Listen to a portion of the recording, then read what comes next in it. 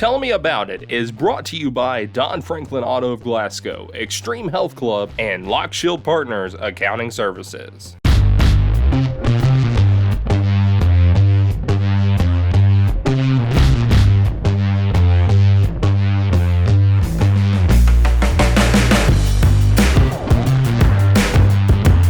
Trevent Hayes, KY Sports TV, and James Brown, 104thescore.com.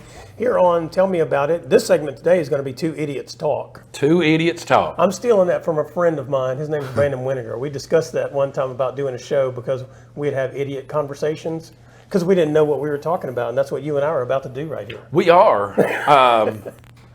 So I guess I'll let you make an idiot of me first.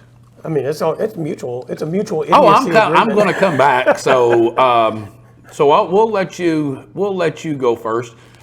The 149th Kentucky Derby will be this Saturday. I think they moved the start time back to like 6:30. Really? Yeah, it gets or later. Central? Eastern. Okay, so 5:30. It gets later every year. Yeah, because it used to be like middle of the afternoon. Middle of the afternoon, yes. I only know that because when I was at the Daily Times when I first got there, which will be 20 years ago tomorrow. 20 years. Isn't that crazy?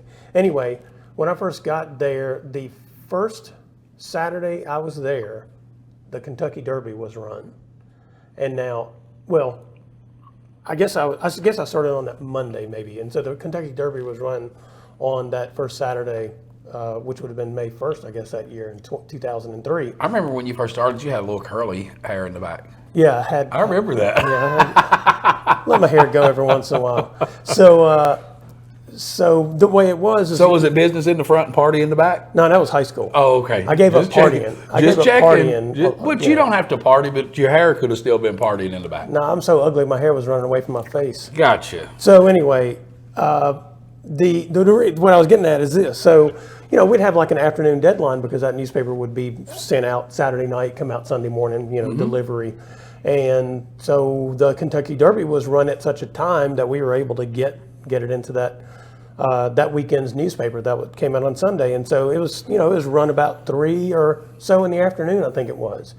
And that's kind of fascinating. They keep backing it up, getting closer to like a prime time, I guess, race window. I mean, is that a TV thing? Why are they doing this? First, do the playoff? I think there's some playoff games Saturday.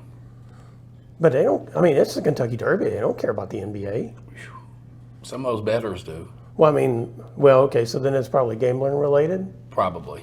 So they want to know whether or not how much money they still have left before they can throw it all on a horse. Yeah. Okay, that makes sense then. Last year, I think a couple of people broke the bank last year betting on the long shot. And he actually won. Yeah. I know some people locally that bet like $500.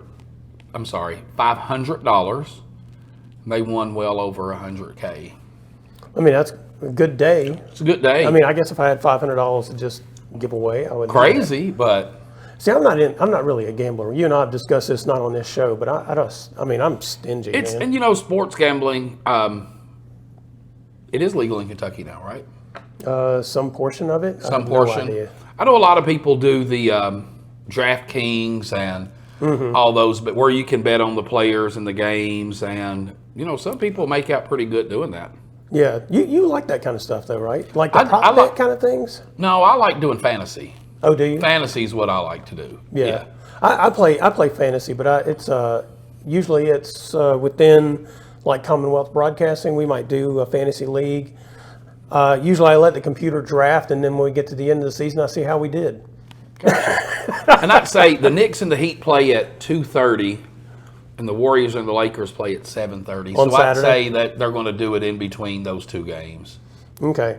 But do you really think that they're moving this around as a consideration for what they may be competing against? I think so. Huh. I think so. I mean, I kind of thought maybe the Kentucky Derby was like the Masters. They didn't really care what was going on in the rest of the world. They just focused on whatever they were doing. I mean, because it's such a, you mentioned the 149th running of it. I mean, 149 years. So, I mean, it's such an institution in itself that it's like outweighs Johnny Come Lately NBA, which is only, 75 or 76 years old or whatever it is.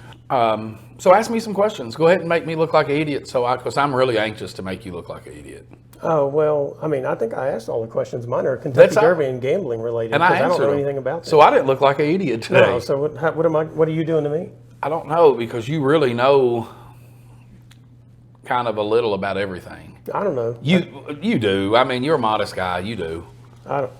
Did you know that they've set? I was just reading this before you got here. That they set the the college football playoff schedule for 2024. For folks who don't know, they expanded it, so it's going to be more teams now. And first, So how many teams is it? see, there we go, idiot. 8, 12, 6. I don't know. Okay.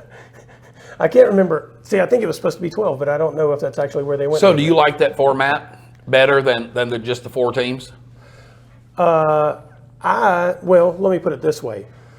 The NCAA tournament does not diminish college basketball, it accentuates it. As a matter of fact, it's the biggest driving force in people's interest in men's college basketball and probably women's college basketball. Right. I don't see how an expanded playoff hurts college football. I see that it only accentuates it, it grows it. And so, yeah, I like more. Because I just like also the idea that, you could have a year where a Coastal Carolina or somebody like that who's had a great class, a great quarterback, winds up in there and they pull a shocker. Are they going to win the national title? Probably not. See, I'm opposite there. I think in football, it's so between the Power Fives and everybody else, there's just so much separation. I mean, even last year with Jackson State had to play Michigan. They lost by 5 touchdowns. Well, yeah. And the thing that But we're I not think talking about Jackson State. We're talking about Jackson State's a Division you said 1 AA program technically. It's not an FBS. Well, okay. Does Coastal Carolina have a football team? Yeah, 2 years ago they were in the top 10, I think, at the end of the season. I think it was Coastal Really? Carolina. Yeah, them and Liberty both had just in that COVID year they had outstanding seasons. Well, that's because a lot of players didn't get to play. Well, but if you But had the an difference expanded in playoff- Power 5 and everybody else is the guys up front. well, yeah, The linemen on both sides of the ball, defensive linemen and offensive linemen. yeah. So I guess what I'm getting at is we get to learn, as we did this past NCAA men's tournament and women's tournament, we get to learn about people we don't get to learn about otherwise because we're never going to see them. And I think that same principle can apply in college football. Even if it's a Power 5 school that is in there, say a Purdue or whatever, who in that moment they got a really good quarterback. Let's say Drew Brees is playing at Purdue. And we've heard his name because, Sports Illustrated, but in that moment we get to see him play against other great teams on a big stage, and I think it just elevates the game. Okay, well, we're going to take a quick break. We'll be right back.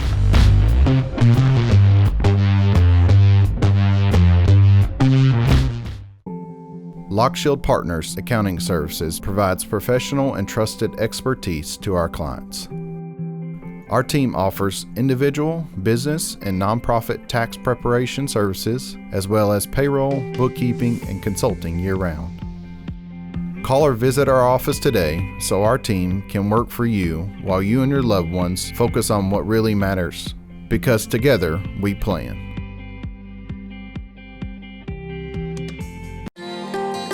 At Don Franklin, we're more than a group of car dealerships. We're hardworking, everyday people of Kentucky. We strive daily to give 110% to our customers, our employees, and our families. We are committed to providing everyone with a safe and reliable vehicle, and we continue our tradition of supporting our local communities. At all 24 dealerships across Kentucky, we will treat you like family. Don Franklin Family of Dealerships, we are Kentucky. Extreme Fitness has doubled in size, now with over 8,000 square feet of co-ed weights and an upgraded 90-degree saline therapy pool. The Extreme Fitness campus also holds the exclusive Extreme Fitness for Women complex and Extreme Blend smoothie bar. You have to experience the variety of classes to realize the impact they have on their clients. Personal training is with the best in the business and is available and tailored to fit individuals. So start your journey today at Extreme Fitness and Health Club.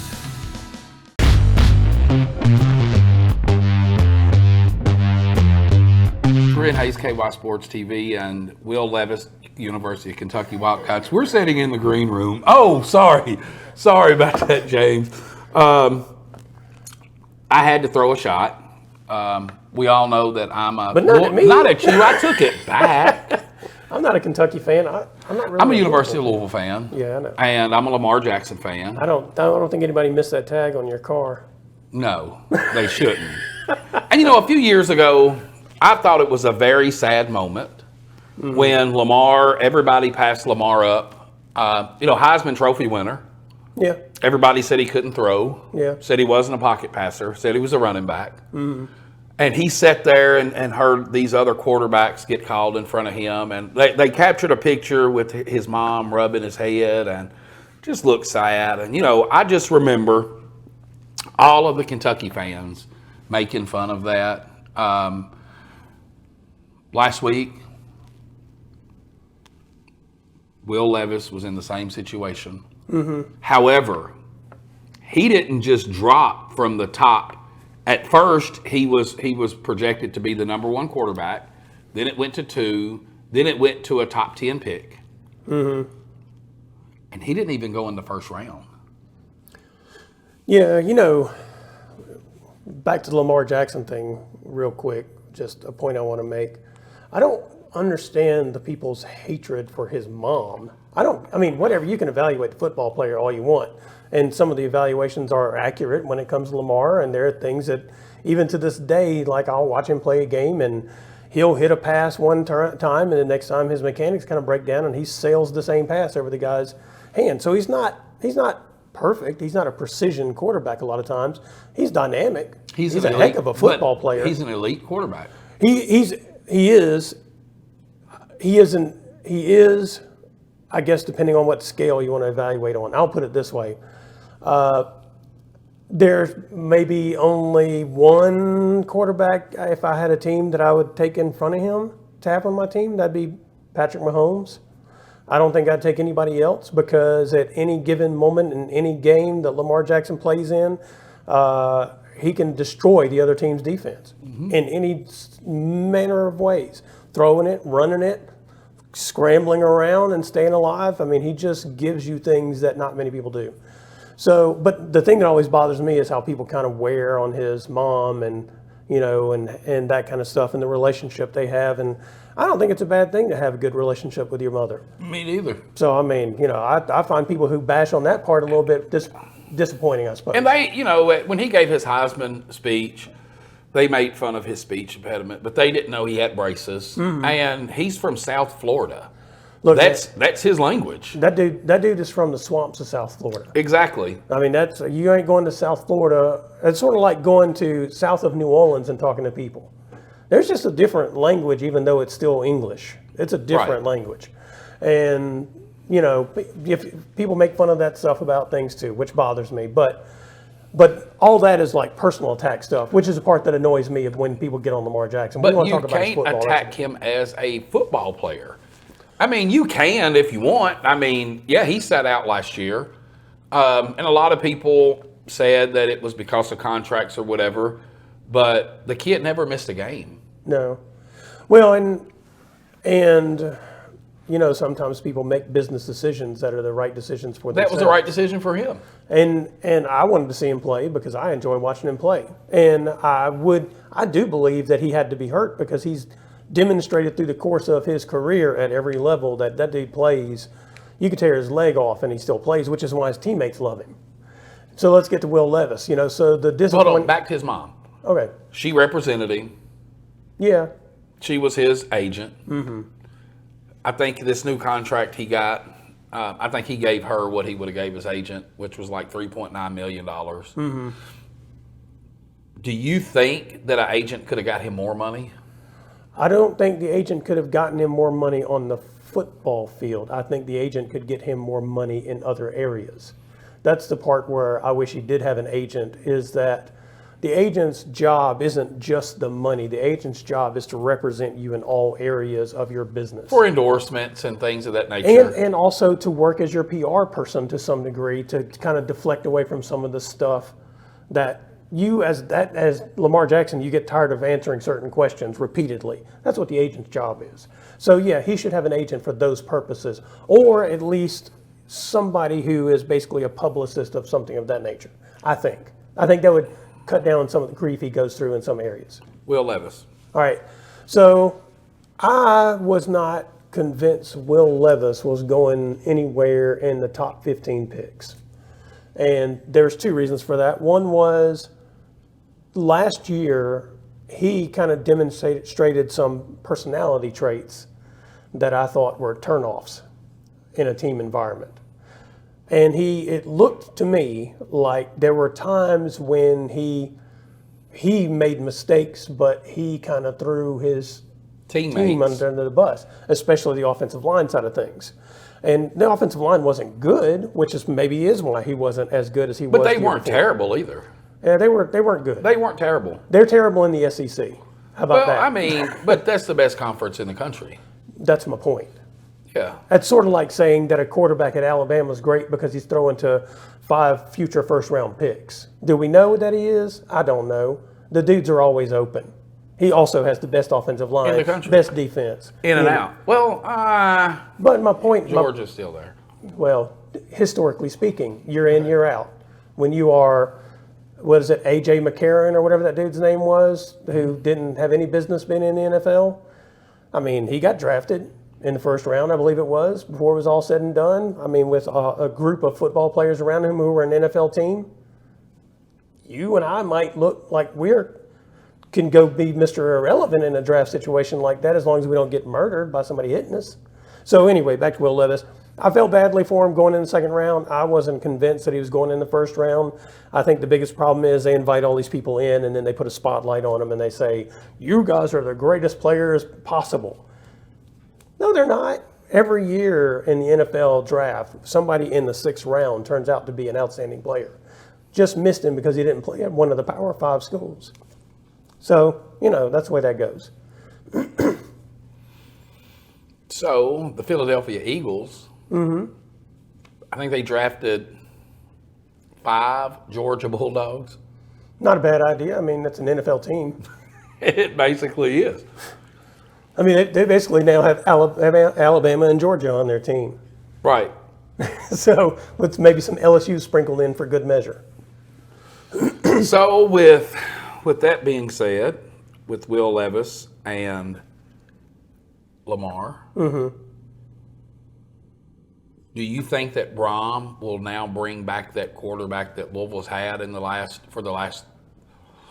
well, Malik Cunningham's out, but Lamar, Teddy Bridgewater, how do you think he will develop those quarterbacks at U of L? Because he's a true guy. He's a true quarterback guy. I don't think it matters. I think what matters is somebody he wants to bring in or who is there who can just run the offense the way he wants to run. And if they can just do that and complete the passes, I mean, we've seen him develop folks who can play in the NFL and stick around in the NFL, but none of them have been stars. And so he doesn't need one. He just needs somebody who can just run the offense. Because the way he schemes his offense is, I don't know, maybe the best in college football. And, with all this portal that, guys can just leave whenever they want to. Yeah. We've had a couple of local guys that's went from the SEC schools. One stayed in the SEC, I think, Bowles. Yeah, Tanner. He's from Alabama to Kentucky. To UK. And then DeVito Tisdale went from UK to Colorado. Yeah. It wasn't his choice necessarily to leave UK, though. He just had to pick somewhere to go, right? Right. He was some things happened. Yeah. And I think they mutually parted ways. Yeah. But so he gets to go hang out with Primetime now and he's there. Listen to that gospel. He's there.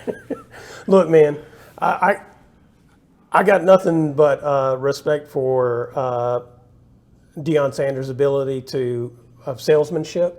Mm-hmm. But I will say that as a person who grew up in Mississippi and watched Jackson State football since I was real young, because that's where Walter Payton played, and his brother Eddie, and Jackie Slater, and there's probably more I'm not going to bother naming, but Walter Payton is from the town I was born in.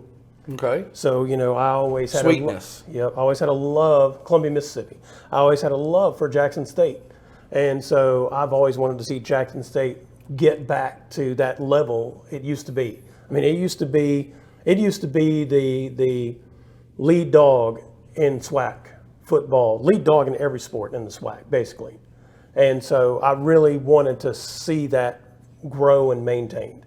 And I appreciate what Deion Sanders did in terms of bringing some light to Jackson State and I guess to HBCU Across the football. country, yeah. Because Deion said, if I ain't SWAC, who is SWAC? Well, I mean, he's not. He didn't was. go to a SWAC school. He was. He didn't grow up in He a coached at a SWAC school. town. He brought Jackson State what you just said. He did. Jackson But- State was not relevant before Deion got there. For the last 15 years, they've not been relevant. Yeah, but I guess if a dude's going to preach a certain sermon, I would like to see him also execute it for longer than 2 years. But what did he do for the program? Well, we have no idea. We won't know for a couple of years. He may have done nothing for it. Oh, James. But we don't know.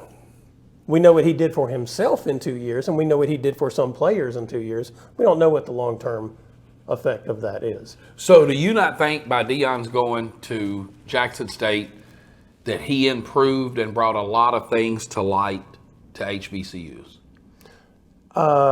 Not to all, but certainly to some degree to the SWAC and certainly to Jackson State. So I wonder when somebody's going to take that initiative at Kentucky State University. I mean, that's a good question because I saw a story about the struggles they're having. And to be honest, if a lot of people may or may not know this, but Trump actually made sure that HBCUs got millions of dollars, and it kept a lot of those universities, it kept their doors open. Yeah. But how long is that money going to last? Well, it's always a good question. Again, is it a thing that was done in the moment or a thing that does something that makes a long-term change? You don't know the answer to those types of questions until you see the long-term transition. But I think, I just wish somebody would take the initiative to, step in and make a maybe a 5-year commitment of saying, okay, I'm going to give Kentucky State this amount of money for 5 years to see how the program can better itself or how it can change. Yeah, so that goes back to the endowment thing. I mean, basically, people like to have buildings named after themselves when they have a whole lot of money to give or other things of that nature. But also, once just that, let's say it's $5 million would be earth-shattering for Kentucky State. But if it's $5 million and then that money won't stick around for very long unless that $5 million is basically used to seed a growth. And if it's not used that way, and I think that's sometimes why people are leery about giving money to places that seemingly are in a death spiral kind of situation. Financial struggle. Yeah, because they may just use it to paint the buildings and make it look better, but they didn't actually use it to build the foundation. And that's always that's the trick, so they have to have faith that the people at the institution are also going to be there doing the work to make the changes. And it just blows my mind that so many Lexington residents that are multimillionaires, it's almost like Kentucky State doesn't exist. Well, I mean, they might not know it exists. I mean, let's be honest, they might not. know it exists. No, man, people live in their bubbles. We got to take another commercial break, and we come back. James is going to have a local state champion, Taylor Ogles. And he's going to talk to him about last season, about some things that he's got going on this season. So we'll take a short break and we'll be back.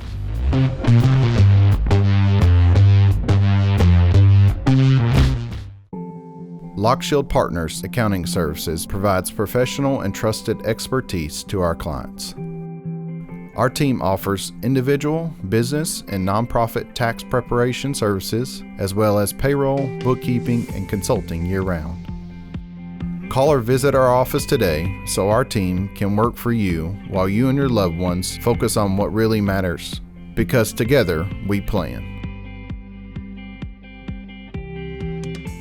Extreme Fitness has doubled in size, now with over 8,000 square feet of co-ed weights and an upgraded 90-degree saline therapy pool. The Extreme Fitness campus also holds the exclusive Extreme Fitness for Women complex and Extreme Blend smoothie bar. You have to experience the variety of classes to realize the impact they have on their clients. Personal training is with the best in the business and is available and tailored to fit individuals. So start your journey today at Extreme Fitness and Health Club. At Don Franklin, we're more than a group of car dealerships. We're hardworking, everyday people of Kentucky. We strive daily to give 110% to our customers, our employees, and our families. We are committed to providing everyone with a safe and reliable vehicle, and we continue our tradition of supporting our local communities. At all 24 dealerships across Kentucky, we will treat you like family. Don Franklin Family of Dealerships, we are Kentucky.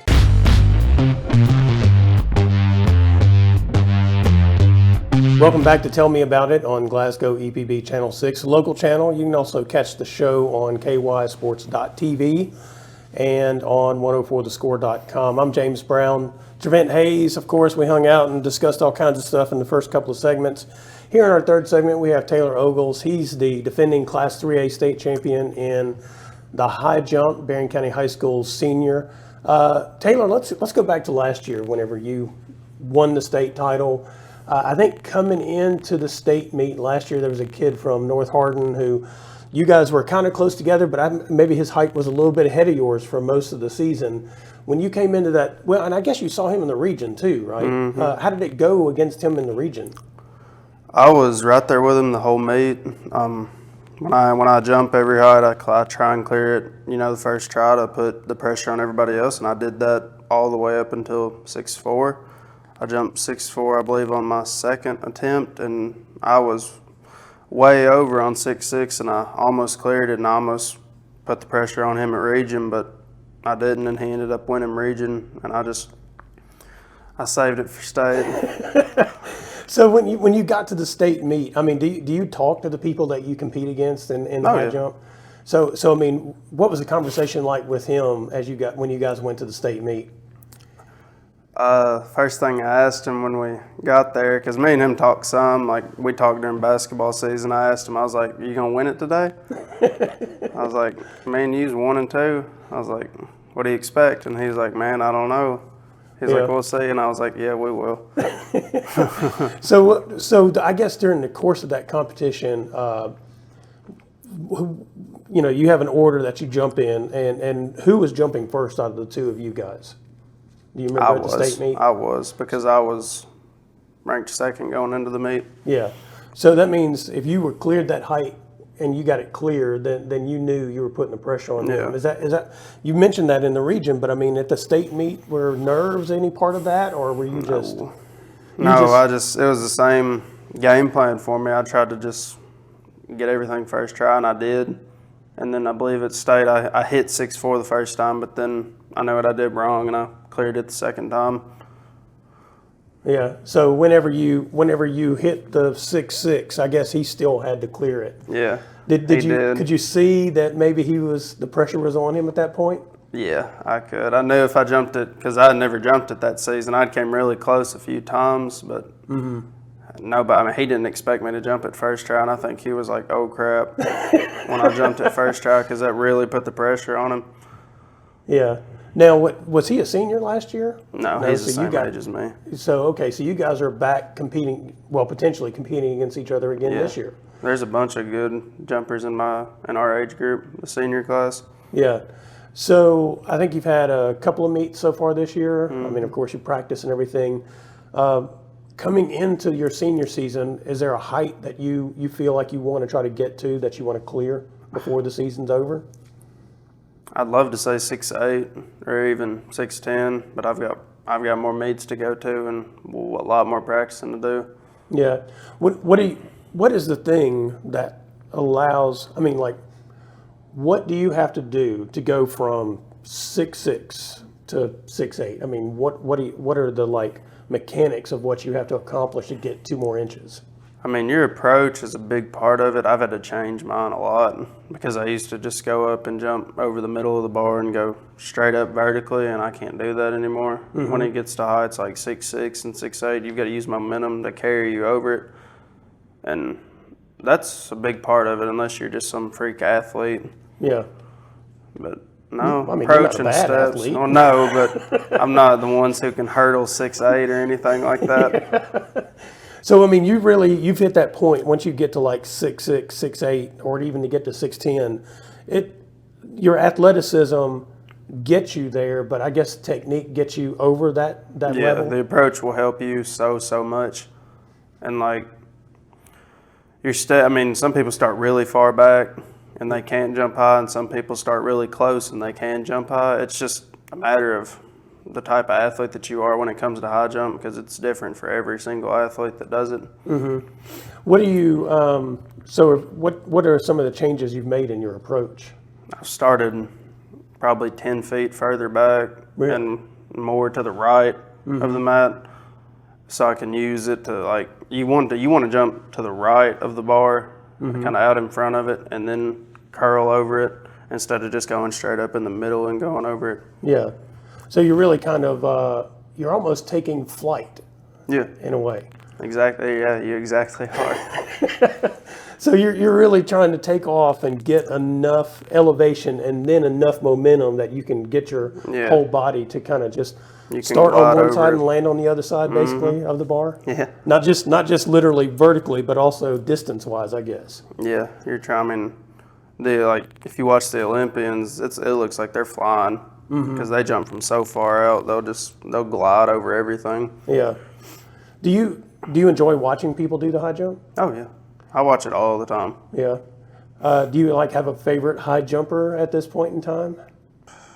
Like a person every time that you get a chance?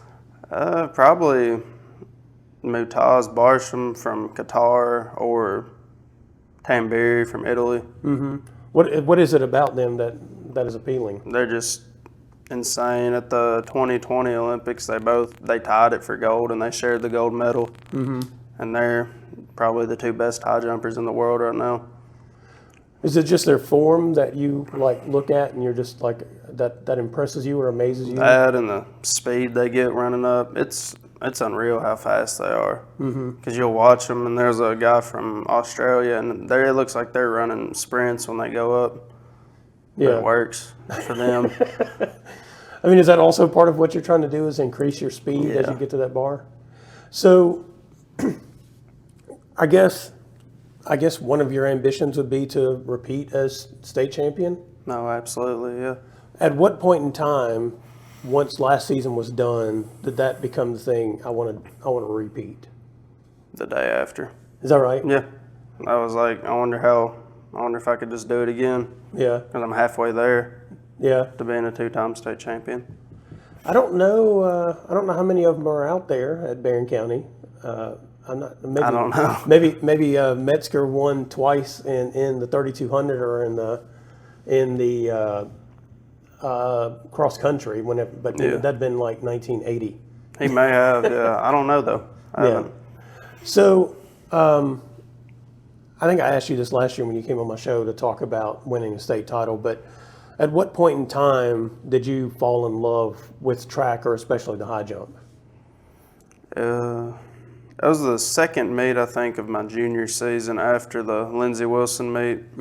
I jumped 6'3", and my personal record before that was 5'10". Really? And after the first meet, I was like, well, I guess it's just going to be another year of jumping 5'10", trying to get 6 foot.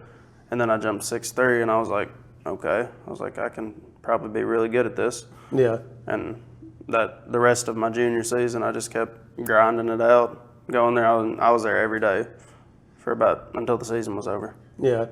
What helped you make that? I mean, that's 5 inches. What helped you make that change in your jump at that particular point in time?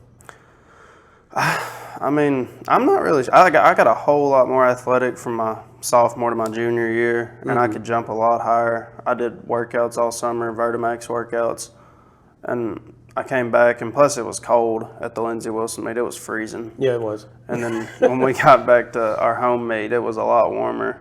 And I think that just took it off my mind, because when it's cold, you don't want to jump. Yeah. I hate jumping in the cold. Yeah, I hate it. Your muscles are all tense from shivering, probably. Yeah.